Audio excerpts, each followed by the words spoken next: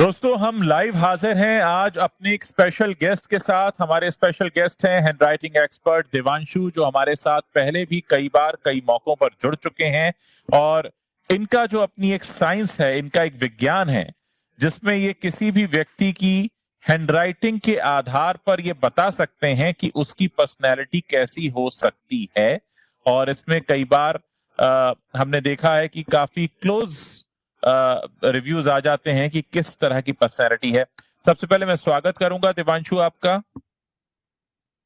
Thank you उज्जवल जी। आपसे आजकल सबसे ज्यादा जो एक बिग बॉस का शोर मचा हुआ है और बिग बॉस के घर में बंद है साजिद खान, और साजिद खान की पर्सनैलिटी और साजिद खान की आदतों के बारे में बहुत सारे लोगों ने बहुत कुछ कहा है। क्या सच है क्या झूठ है वही बेहतर जानते होंगे, लेकिन एक दर्शक के तौर पर हमारे मन में एक उत्सुकता होती है कि भाई इस शख्स के बारे में इतने सारे लोग एक जैसी बातें क्यों कर रहे हैं, क्या इनके पर्सनैलिटी में ये सारी चीजें दिखती हैं। तो आज हम अपने जो हमारे गेस्ट हैं देवांशु, उनकी मदद से ये जानने की कोशिश करेंगे कि साजिद खान की हैंडराइटिंग में उनको क्या दिखता है, क्या उनको वो सारी बातें सच लगती हैं जो साजिद खान के बारे में कही जा रही हैं, क्या उनकी हैंडराइटिंग भी वही कहती है जो बाकी लोग कह रहे हैं, क्या उनकी हैंडराइटिंग में उनकी पर्सनैलिटी का वो एस्पेक्ट झलकता है, और अगर हाँ तो कैसे, और अगर नहीं तो फिर उनकी हैंडराइटिंग क्या बताती है, आज बताएंगे देवांशु जी। बताइए देवांशु। ओके, तो उनकी हैंडराइटिंग में जाने से पहले उनकी जो लाइफ रही है, अगर हम समझने की कोशिश करें कि उनकी बैकग्राउंड रही है, तो ये काफी फिल्मी बैकग्राउंड से आते हैं। उनके जी। फिल्म्स में काम करते थे, डायरेक्टर थे। हाँ। लेकिन हाँ। वो इतने ज्यादा अगर हम जस्ट कंपेयर करें, करेक्ट, रिलेटिवली हाँ। वो उतनी कमर्शियली सक्सेसफुल नहीं थे, और उस हाँ। समय बॉलीवुड में उतना पैसा भी नहीं होता था।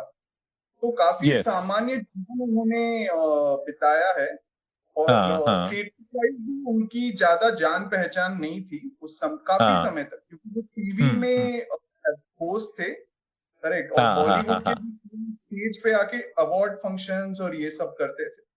हाँ। ठीक है, तो एक उनकी ये बैकग्राउंड है। दूसरी है कि वो अगर आपको पता है, फरहान अख्तर और जोया अख्तर के कजन लगते हैं। जी। करेक्ट, जी। जी। तो जी। उन्होंने खुद ही कहा कि मैं बिगड़ा हुआ बच्चा था, और फराह और जो हाँ। जोया हैं, ये काफी अच्छे बच्चे थे, तो इनको लगा कि ये हाथ से गया। करेक्ट, हाँ। हाँ। तो हाँ। हाँ। हाँ। इस बारे में, हाँ करेक्ट, जो उनकी ये वाली हैंडराइटिंग है, और हाँ। पते की बात है कि ये जो हैंडराइटिंग है, ये बस यही हैंडराइटिंग है, और कहीं पे कभी हैंडराइटिंग नहीं है, सिग्नेचर नहीं है। मतलब काफी ज्यादा सीक्रेटिव पर्सनालिटी है, अपने आप को इजीली नहीं करते हैं, और दूसरी चीज है कि अपने आप को इतना ज्यादा इंपॉर्टेंस भी नहीं देते हैं। करेक्ट, और इनकी जो हैंडराइटिंग है, आप देखेंगे एकदम लग रहा है कि एक ही मतलब बच्चों जैसी टाइप की हैंडराइटिंग है, जो 14 इन्होंने लिखी है 14 साल की उम्र में। ये फिल्म टिकट की जो कॉपी पे लिखी गई है, तो ये देखेंगे इनकी जो हैंडराइटिंग है, बहुत ही गोल मटोल बच्चों जैसी टाइप की हैंडराइटिंग है। और ये इनके बारे में ये बताता है कि इनकी मानसिकता बेसिकली बच्चों जैसी रह गई है। मतलब अपनी नीड के हिसाब से ये डेवलप नहीं हुए इजीली, और मैच्योर नहीं है, बचपना ज्यादा है, ये बताती है हैंडराइटिंग। हाँ करेक्ट, और ये इनके बारे में ये भी चीज है कि इनके कॉन्फिडेंस का काफी इशू रहा है इनको स्टार्टिंग में, और उनकी वेट भी इस चीज के मतलब बढ़ गई है, ये होती रहती है, तो वो भी एक इशू हो सकता है। स्टार्टिंग में उनकी वो दिखाते हैं कि वो ज्यादा मतलब कॉन्फिडेंट है, शो ऑफ ज्यादा करते हैं, लेकिन अंदर से वो अपने आप को थोड़ा कम आंकते हैं। तो अगर आप देखेंगे कि जो लोग अपने आप को बहुत छोटा फील करते हैं, एक तो वो दबे दबे से रह सकते हैं, और दूसरा ऑप्शन ये हो सकता है कि आप ज्यादा शो ऑफ करें, कि जो चाय की दुकान पे जो लोग हाँकते हैं कि मैंने तो ये किया था वो किया था, लेकिन वो रियल लाइफ में उन्होंने कुछ नहीं किया होता है, तो वो लोग करते हैं। तो ये बेसिकली उनके बारे में ये बताता है। कि बड़ी बड़ी फेंकने वाले, बड़ी बड़ी बातें वड़ा पाव खाते, बंबई में कहते हैं ये बात, बड़ी बड़ी बातें वड़ा पाव खाते। हाँ करेक्ट। और अभी एक चीज आप देखेंगे उनकी मतलब राइटिंग में कि जो इन्होंने हीरो के नाम लिखे हैं ये बहुत मतलब खराब हैंडराइटिंग में लिखी गई है। हीरो के नाम स्टार्टिंग में उतनी अच्छी से नहीं लिखी गई है, लेकिन जया प्रदा जी का नाम, हेमा मालिनी जी का नाम में उनकी हैंडराइटिंग अच्छी हो जाती है, और फिर जा करके तीसरी लाइन से इनकी हैंडराइटिंग खराब होने लगती है। करेक्ट। और जो छोटे छोटे मतलब जो जूनियर आर्टिस्ट और ये सब जो नाम है ये बहुत ही ज्यादा खराब हैंडराइटिंग है। तो इनको ये बताता है कि इनकी फिल्म में इज्जत किसके लिए है। मतलब वो बड़ी बड़ी हीरोइन को ही पसंद करते हैं और दूसरी जो छोटी हीरोइन स्ट्रगलिंग एक्ट्रेसेस हैं उनको ज्यादा रिस्पेक्ट नहीं करते। तो ये स्टेटस देख के ये मतलब लोगों को आंकते हैं कि इसका स्टेटस ये है। तो बेसिकली इनका जो व्यवहार रहा है, जैसे अजय देवगन, अक्षय कुमार, इनके साथ अच्छा व्यवहार रहा है और एक्ट्रेसेस जैसे और इनके साथ। लेकिन जो स्ट्रगलिंग एक्ट्रेसेस जो एक अपॉर्चुनिटी चाहती हैं कि मुझे एक अच्छा सा रोल चाहिए, जूनियर थोड़ा सा के लिए फिल्म में दिख जाऊं, इसी में मैं खुश रहूंगी। तो ये इनका लाइब्रेरी। तो इसमें बेसिकली इन्होंने साइन भी नहीं किया है, तो वो भी हम बता सकते हैं। तो मेनली ये स्टेटस देख के दोस्ती बनाने लगते हैं प्रोड्यूसर्स और ये सब के साथ अच्छे से रिश्ते ये कर दिए। और इसकी वजह से इनको फिल्में मिलने लगी हैं कि मैं प्रोड्यूसर का दोस्त हूं तो मुझे फिल्में चांस मिल गया। तो इसकी वजह से इनको हैंडराइटिंग मतलब इनका जो फ्यूचर है वो थोड़ा सा अच्छा हो गया। और एक और पते की बात है, इनकी जो फिल्म है सब एच लेटर से स्टार्ट होती हैं। हे बेबी जी जी, हाउसफुल, हाउसफुल 2, फिर हम शक्ल, हिम्मत वाला, और ये तो जैसे करण जौहर ने किया था उसकी तरह इन्होंने कॉपी करने की कोशिश की है। और आगे का उनका राइटिंग अगर आप देखेंगे तो ऊपर में बेसिकली सब स्टिक मार्क जैसे हैं, एकदम लंबा और ये करके, मतलब इन्होंने ये थोड़े से एडमेंट टाइप के हैं, दिमाग इनका ज्यादा खुला नहीं है किसी भी कि ये होता है कि हमारी जो कल्चर है, स्पिरिचुअलिटी होता है इसमें, योगा, अध्यात्म, तो ये को फॉलो करते हैं, उनको उनकी इज्जत होती है लड़कियों की। इनको ये है कि नो बॉलीवुड ही मेरा लाइफ है, फिल्म ही मेरा लाइफ है और मैं एक एंटरटेनर हूँ, उनका ये मानना है। तो जो लोग ऐसा सोचते हैं उनको अच्छी बातें, अध्यात्म और ये चीजों के में इंटरेस्ट नहीं आता है। अपने बारे में उनको अच्छा फील नहीं होता है कोई भी चीज को लेकर के। तो ये अजीब अजीब से जोक्स क्रैक करेंगे। जैसे आप देखोगे कि कुछ लोग सब एक अजीब जैसे नो जो लड़कियों को छेड़ते हैं, अजीब जैसे कमेंट पास करते हैं, ये करते हैं। तो उनकी जो ये होती है मानसिकता होती है कि मैं थोड़ा सा अच्छा फील कर लूं अपने बारे में, कि ये जो क्रैक कर लूं तो मैं स्मार्ट दिखूंगा, ये होगा। मैं वो अपने जोक्स ज्यादा एंजॉय करते हैं अपने दिमाग में, दूसरे लोग ज्यादा एंजॉय नहीं करते। तो उनको लगता है कि मैं फनी हूँ क्योंकि मुझे अच्छा लगा ये जोक, ठीक है, मैं बहुत स्मार्ट मैंने क्रैक किया कि इस पे कमेंट मैंने मार दिया, मैं मेरा जोक।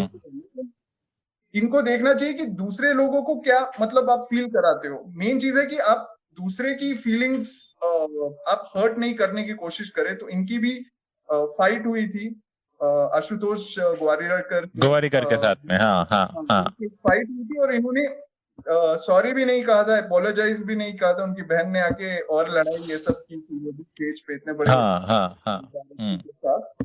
तो यही दर्शाता है कि ये इनका हर चीज के बारे में ये थोड़ा मतलब उनका ये भी है कि जब वो लोगों को मतलब अपने साथ किसी भी तरह रखना चाहते हैं, जो उनका इनर सर्कल है, तो वो मान लीजिए आप इनकी एक गर्लफ्रेंड भी रही थी जो जैकुलिन फर्नांडिस, और ये बोला गया था, मैं किसी के बारे में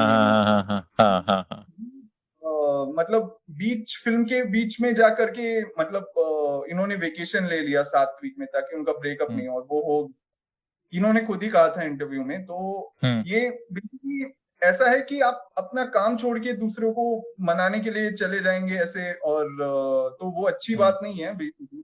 तो ये दिखाता है कि बेसिकली लाइफ में सीरियस ना होना, सीरियस अप्रोच ना होना, लाइफ को बहुत कैजुअली लेना और फॉर ग्रांटेड लेना चीजों को, प्लस ये कहना कि क्योंकि हम इस पर्टिकुलर फैमिली को बिलोंग करते हैं तो ये तो इतना तो हमारा हक बनता ही है। हाँ, तो इनको अपने लिए सेल्फ रिस्पेक्ट नहीं है, तो वो दूसरों की सेल्फ रिस्पेक्ट कैसे करेंगे? राइट। तो अभी भी मतलब उन्होंने इनको दो बड़े बड़े एक्टर्स के साथ फिल्में मिल गई स्टार्टिंग में, क्योंकि अक्षय कुमार की उस समय गोल्डन सॉर्ट ऑफ पीरियड चल रही थी, हिट हो रहे थे। तो उस समय इनको मोमेंटम मिल गया कि ठीक है, अक्षय कुमार की फिल्म लोग देखने आ रहे थे, तो इनको मोमेंटम, फिर इनको लगा कि मेरी वजह से फिल्में चली हैं। उन्होंने बेसिकली लगा कि ब्रेकअप हो गया इनका, फिर इन्होंने लगा कि मुझे और सक्सेसफुल होना है। तो जब अगर उनके इंटरव्यूज देखेंगे उस समय के, तो वो ज्यादा हाँक रहे थे। इनके बारे में ये खराब है। कुछ अच्छी क्वालिटीज भी हैं कि इनकी कम्युनिकेशन स्किल अच्छी है, कोई भी चीज को लेकर के, और ये बेसिकली आज की सोचते हैं, ज्यादा प्लान नहीं करते हैं, ज्यादा सोचते नहीं आगे की, बस अच्छा जो आता है। क्योंकि अगर हम जैसे हम मिडिल क्लास बैकग्राउंड या कॉमन मैन, हम आगे की सोचते हैं कि अगर मैं किसी से मिसबिहेव करूँ तो मेरा फ्यूचर, मेरा करियर खराब हो सकता है, ये हो सकता है। अगर हम कंपनी में काम करते हैं इसकी तरह, लेकिन ये आप ही सोचते हैं, क्योंकि इनकी बहन काफी सक्सेसफुल है, इनके दोस्त हैं, तो अगर ये गिर भी तो लोग हैं उठाने के लिए। इतना बुरा हो गया, तब फिर वो आ गए हैं बिग बॉस में। तो आप समझ लीजिए कि मतलब वो किस मतलब बस आज की सोचते हैं, और आगे की उनको पड़ी नहीं है कि मैं ज्यादा आगे की सोचूं। तो इसमें भी बेसिकली इनके बारे में ये भी चीज बताती है कि कुछ चीजें हैं जो इनको काफी हर्ट की हैं, जो इनका टीनेज इयर्स रहा है, जब वो ड्रग्स और ये सब करते थे, और जब इनकी मॉम और डैड का थोड़ा डिवोर्स हो गया था, तो उनका बेसिकली उस बारे में इनको थोड़ा ये मलाल है कि मेरा जो बैकग्राउंड है कंपेयर टू अदर्स उतना अच्छा नहीं है। उनका ये है कि मुझे अपने लेवल को, मेरे करियर को उस बेसिस पे उनको आगे जाना है, और मुझे अपने आप को अच्छा फील कराना है। लेकिन इतने बड़े मतलब इस लेवल के डायरेक्टर्स भी हो गए कि लोग उनको देखने लगे इस तरफ से, कि लोग आने लगे, मिलने लगे कि मुझे फिल्म दीजिए, फिर भी उन्होंने अपनी जो करियर ये सब को खराब कर लिया था। क्योंकि अगर आप मुझे कंपनी में मैनेजर हो गए और ये हो गए, आपका चाल चलन और ये बर्ताव और ये सब मतलब आप इम्प्रूव करेंगे, राइट।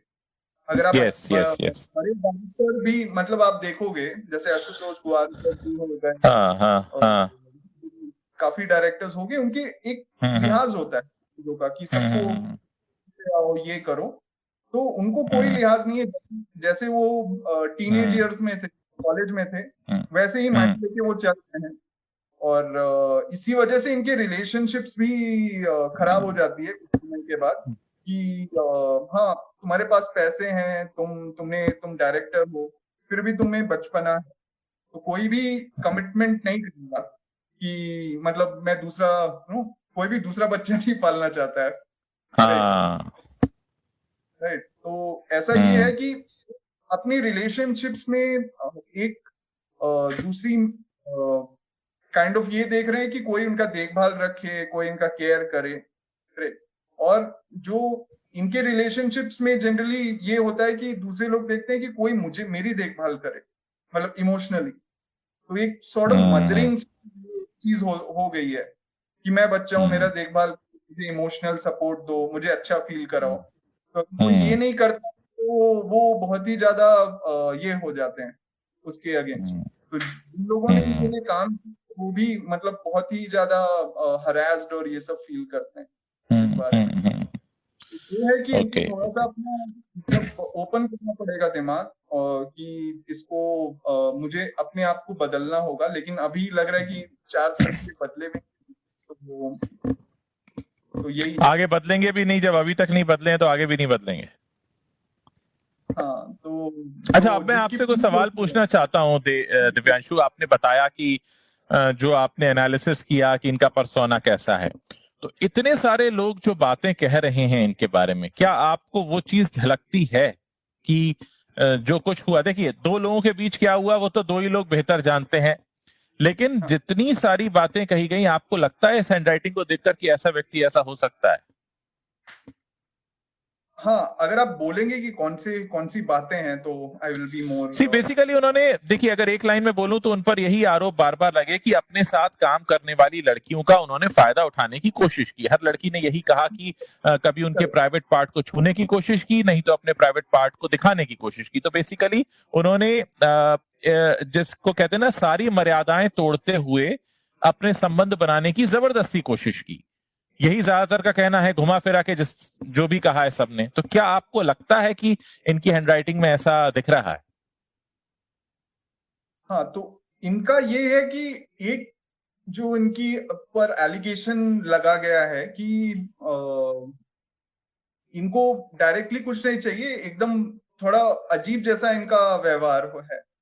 मतलब हम्म। जो वुमेन आती है इनके पास, तो इनको उनपे कोई रेस्पेक्ट नहीं, लेकिन जो बड़ी सो एक्ट्रेस बेसिकली वो होती है। फायदा फायदा उठाने की मेंटेलिटी दिखती है। हाँ, तो कुछ लोग ऐसे होते हैं कि ठीक है, ये मतलब मुझसे काम मांगने आ रही है, सोशली इकोनॉमिक बैकग्राउंड इनका बैकग्राउंड नहीं है, तो चलो मतलब कि आप कुछ भी कर सकते हो। एक एक तो ये चीज, ये पार्ट हो गई है। सेकंड है, अगर इनकी अगर आप देखें इनके वाइज और ये जो नीचे बने हुए हैं, तो एक अजीब हम्म। जैसा प्राइवेट पार्ट का टाइप ऑफ शेप ये होता है, मतलब उस टाइप हाँ का हाँ ये हाँ बना होता है।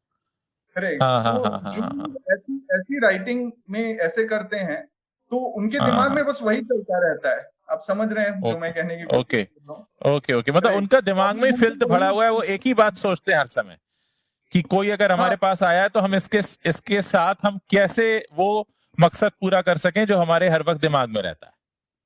हाँ, तो जिसको सॉर्ट ऑफ परवर्टेड थॉट्स होते हैं ना, उस बारे में एक होता है कि मतलब मैं एक रिलेशनशिप बनाऊं, किसी को हम्म रेस्पेक्ट दूं, हम्म जो हम्म आगे हो। करेक्ट। वो हम्म उसके बारे में नहीं सोचते। उनको है कि हाँ, मतलब ऐसे टाइप का ये, और तो मुझे अच्छा हम्म। फील करना हो इस मोमेंट में, बस उनको वो चाहिए। हाँ अगर उनको हाँ हाँ उनको मिलता नहीं है, करेक्ट, हाँ हाँ तो हाँ हाँ हाँ हाँ। वो लेट डाउन फील करते हैं उस बारे में। सो बेसिकली उनका ये है कि अगर कोई हमारे संपर्क में आ रहा है तो हम इससे कैसे मोमेंटरी फायदा उठाएं, हम उस चीज को उनके हिसाब से वो एंजॉय करना कहते होंगे, जो वो अपना मकसद पूरा करना चाहते हैं। और अगर वो हुआ तो ठीक है, नहीं तो कोई इमोशनल रिलेशनशिप कुछ नहीं है, कोई जज्बाती रिश्ता नहीं है, वो सिर्फ वहीं तक सीमित है। हाँ, तो एक एक बात ये भी है कि मैं इतना बड़ा डायरेक्टर हूँ, मुझे ना कैसे कह रही हम्म है।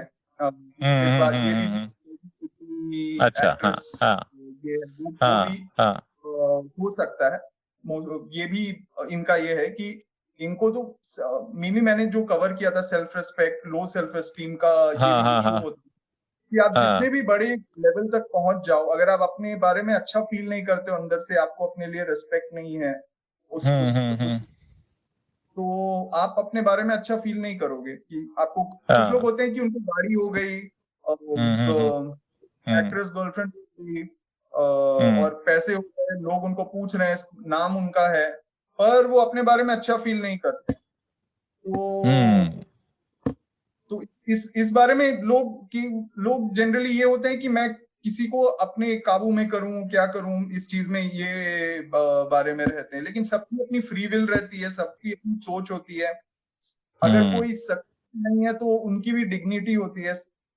हम्म। ठीक है, अगर एक फ्री विल होता है ह्यूमन बीइंग का, ये फ्री विल होता है कि मैं करना जी। चाहता हूं, नहीं करना सो चाहता हूं। दिव्यांशु, आप जितनी बातें कह रहे हैं, अगर मैं उनको एक समअप करना चाहूं, तो जिसको हम कहते हैं कि अच्छी परवरिश ना होना, घर में वैसे संस्कार न मिलना, और अक्सर बच्चा वो करता है जो अपने माँ बाप को करता हुआ देखता है, या अपने जो क्लोजेस्ट रिलेटिव हैं या पास पड़ोस हैं या जो दोस्त हैं या दोस्त के माता पिता हैं, मतलब एक वो माहौल ही ना मिलना। तो आपको क्या लगता है ये एक तरह की बीमारी भी हो सकती है कि एक बच्चा जो इस दुनिया में आया उसे उस तरह के संस्कार ही नहीं मिले, उस तरह की उसे सीख ही नहीं मिली, शिक्षा ही नहीं मिली। हम बहुत सी बातों को कहते हैं अरे इतना तो नॉर्मल ही है ना, इतना तो नेचुरल ही है ना, तो लेकिन उनको वो भी नहीं मिला। उनको भले ही वो एक पर्टिकुलर फैमिली में उन्होंने जन्म ले लिया, लेकिन उस फैमिली की तरफ से उन्हें वो नहीं मिला जो एक बेसिक, एक कहते हैं ना कि माँ बाप या परवरिश के दौरान एक अपब्रिंगिंग में मिलता है। क्या आपको लगता है ये वजह हो सकती है? हाँ, एक चीज है कि अर्ली एज में 6 साल तक इनकी फैमिली का सेपरेशन हो गया था, तो इस वजह से भी जनरली अगर साइकोलॉजी जैसे मैंने पढ़ा है तो मतलब डिग्री, उसमें भी ये कहा गया है कि जो आपकी मदर का रोल होता है वो 6 साल तक रहता है और 7 साल तक रहता है, 6 साल के अराउंड, एंड देन उसके बाद आपके फादर का रोल आता है। अमिताभ बच्चन जी को लिया जाए एज एन एग्जाम्पल, उनको तो उनको हरिवंश राय बच्चन है और अभिषेक बच्चन का जैसे ये है लिनियज अगर आप देखें, तो इनको इनके रोल मॉडल कौन थे? इनके दोस्त सब थे, और जो दोस्त थे वो सोशली आप उतने फैमिली से नहीं आ रहे हैं, तो आप जो भी घूम रहे हैं बाइक्स और ये सब पे, उनको उनका था कि एक मोमेंट पे मैं पैसे कैसे कमाऊं, तो इन्होंने चोरी और ये सब सबसे ये करने लगे वो। लेकिन लकीली 16 साल में वो डीजे का कुछ कोर्स किया था उन्होंने, और फिर वो उस पे आ गए, फिर वो रोल्स मिलने लगे, टीवी पे मिलने लगे, जाके वो थोड़ा सा सुधर गए कि हाँ मुझे काम मिल रहा है, ये मिल रहा है। तो एक अच्छी क्वालिटी में स्टैमिना काफी ज्यादा है, अगर देखेंगे इनकी राइटिंग बहुत अच्छी से लिखी गई है, और जो अभी खिंचाव बहुत ये है, तो स्टैमिना इनमें ये है। अब काफी लोग सोच रहे होंगे कि ये इतने बड़े डायरेक्टर कैसे बन गए, तो जो प्रोड्यूसर होते हैं, मेन चीज होता है कि आप स्क्रिप्ट लेके लाएं और फिल्म कंप्लीट करें, जो ये कर देते हैं। फिल्म भी है तो ये कंप्लीट कर देते हैं शेड्यूल पे, क्योंकि इनको प्रैक्टिस है कि टीवी में जो ये होता है 16-20 घंटे का उनका शेड्यूल रहता है, जैसे टीवी का रहता है। तो इनकी जो शेड्यूल है इन्होंने कंप्लीट कर दी, तो इससे ही मतलब होता है कि आपने जो भी स्क्रिप्ट, जो दूसरे डायरेक्टर्स हो, दूसरे ये होते हैं, बहुत टाइम लगाते हैं, क्योंकि उनको अच्छी स्क्रिप्ट ये चाहिए और अच्छी करना चाहिए। दूसरी फैमिलीज भी है लोगों की, 20 घंटे 22 घंटे वो कोई काम नहीं कर सकता है उतना, क्योंकि उनकी भी फैमिलीज पे जाना पड़ता है, ये करना पड़ता है। तो इनकी अभी मतलब नहीं है, वैसे उनके रिस्पॉन्सिबिलिटीज नहीं है किसी भी चीज को लेकर के, तो वो डेवलपमेंट भी एग्जैक्टली ये नहीं हुआ है। सो बेसिकली मतलब ऐसे लोग इसलिए बन जाते हैं क्योंकि उन्हें वैसा माहौल नहीं मिलता जो एक आम घर के बच्चों को मिलता है। इसमें इनकी परवरिश और अपब्रिंगिंग की भी बात है, प्लस ये जिस तरह के माहौल में आ गए, जो काम करने लगे, जैसा इनको सर्कल मिल गया, जैसा माहौल मिल गया, मतलब अगर इनके दिमाग में ऐसी कुछ फिल्थ या गंदगी थी भी तो वैसे लोग मिलने भी लगे जहां ये उस चीज को अप्लाई करने लगे। क्योंकि एक तो ये बात होती है कहीं अप्लाई नहीं कर पाते, तो इन्होंने अप्लाई भी किया, भले उसके बाद चाहे जो भी हुआ, लेकिन उन्हें अप्लाई करने के मौके भी मिले, तो उससे तो ये पता चला कि ये अप्लाई करते हैं। वरना कई लोग ऐसे होते होंगे जो ये करना चाहते होंगे पर उन्हें कोई अप्लाई करने के लिए नहीं मिलता, तो पता ही नहीं चलता कि उनके अंदर ऐसी कमी या ये सब बातें हैं। हाँ, तो इनके पास तो काफी सेफ्टी नेट्स हैं, मतलब अगर कुछ नहीं किया, 2 साल बैठ गया, तो उनकी बहन है, वो अच्छे से उनकी अर्निंग है, और इनके फ्रेंड्स भी हैं, तो वो उन फिल्म्स करेंगे, ये करेंगे। तो अभी बेसिकली वो अपना इमेज बना रहे हैं और ये कर रहे हैं, मे बी शायद एक्टर भी बन सकते हैं, कह नहीं सकते। ये है तो मतलब जैसे कॉमेडी के जो ये एक्टर हैं, तो इनके जो फिल्म्स भी अगर आप देखें तो लगता है कि 2 घंटे का ये कपिल शर्मा शो चल रहा है। अजीब अजीबोगरीब चीजें हो रही है, जोक्स हो रही हैं, ये हो रही हैं, तो इनकी जो नॉलेज है वो थिएटर में बैठ करके उन्होंने पाई है कि ऑडियंस को क्या हाँ। पसंद है, क्या किस बात पे ताली मार रहे हैं, क्या कर रहे हैं। तो इनको बेसिकली इसी से नॉलेज आई है कि ठीक है ये क्लैप है, ये है। तो वैसी टाइप की 80 दशक में आप जानते हैं कि अजीब फिल्में बनती थी। ठीक यस है, यस अजीब यस यस। से कैसा व्यवहार करते थे, थोड़ा ये करते थे। तो उस समय वो मतलब उस समय का ये था। लेकिन अभी टाइम बदल गया। अगर आप सोचेंगे कि लाइव फिल्म है और मैं कुछ भी कर सकता हूँ, कुछ नहीं होगा, ठीक है, पटा सकता हूँ, मान जाएगी, तो ऐसा नहीं होता है। जिंदगी और फिल्म में फर्क होता है। हाँ, जिंदगी और फिल्म में फर्क होता है। ये फर्क नहीं नाप पा रहे हैं कि ये फिल्म नहीं है। और तो ये जब सेट पे होते हैं तब मतलब वो अलग बात है, लेकिन जब ये रियल लाइफ में आते हैं, रियल लाइफ में नहीं एडजस्ट कर पाते। लेकिन जो पे ये काम मतलब कि कर पाते हैं, जैसे भी करते हैं। हाँ हाँ हाँ। देवांशु, आपने बहुत डिटेल में बताया हमारे दर्शकों को, और जब भी आप प्लेटफॉर्म पर आते हैं, हमारे चैनल पर आते हैं, तो बहुत अच्छे से आप एक्सप्लेन करते हैं। हम सब की हैंडराइटिंग में छिपे हैं हमारी पर्सनैलिटी के राज, और इसकी पढ़ाई आप कर रहे हैं। और इसकी पढ़ाई आपने पिछली बार बताया भी था कि दुनिया में कुछ ही यूनिवर्सिटीज हैं जहां पर ये पढ़ाया जाता है। वाकई ये बिल्कुल अलग तरह का साइंस है। और मैं तो हमेशा इस बात को देखकर हैरत में रहता हूं कि इंसान कितना भी जान ले, लेकिन फिर भी बहुत कुछ रह जाता है जो हमने नहीं जाना है। अ, इस दुनिया के कुछ ऐसे ही राज हैं, और जैसे आप हमारे सामने सारे सीक्रेट्स लेकर आते रहते हैं, आगे भी आपका इंतजार रहेगा। फिर जब कोई ऐसा मौका होगा जब हमें किसी पर्सनैलिटी को उनकी हैंडराइटिंग के जरिए जानना होगा, तो हम आप तक जरूर पहुंचेंगे। बहुत बहुत शुक्रिया हमें अपना वक्त देने के लिए। Thank you. Thank you. And thank you. Signature analysis basically आप जो मैं करता हूँ, क्लासेस लेता हूँ, तो वो सबके लिए फ्री है। आप कभी भी आ अच्छा, जाएं, आप आप घुमा आपका देंगे। आप यूट्यूब पे करते हैं? यूट्यूब, जूम क्लास सब कुछ चलता है हमारा। हर संडे ओके ओके 11 बजे क्लास रहता है। आप सीख ओके सकते हैं, आप अपनी लाइफ भी इम्प्रूव कर सकते हैं सिग्नेचर से। तो ओके ओके। वो भी important होता है कि आप अच्छी सिग्नेचर करें, जो हेल्दी सिग्नेचर है। जो साजिद खान की जो हैंडराइटिंग हो गई है, सिग्नेचर हो गई, वैसे जी। वैसे मत करें। अच्छी हैंडराइटिंग और सिग्नेचर से, जैसे गांधी जी ने बोला था कि मेरी बुरी लिखाई अधूरी शिक्षा की निशानी है। तो अपनी हाँ हैंडराइटिंग और अपनी सिग्नेचर बहुत अच्छी होनी चाहिए, जैसे अमिताभ बच्चन जी करते हैं और बाकी जो लोग करते हैं। तो अच्छा सोच रखिए और अच्छी लिखावट भी उसके साथ रखिए। ठीक है? तो बिल्कुल, यही मैं बहुत अच्छी कहूँगा। बात आपने कही कि खराब लिखाई अधूरी पढ़ाई की निशानी है।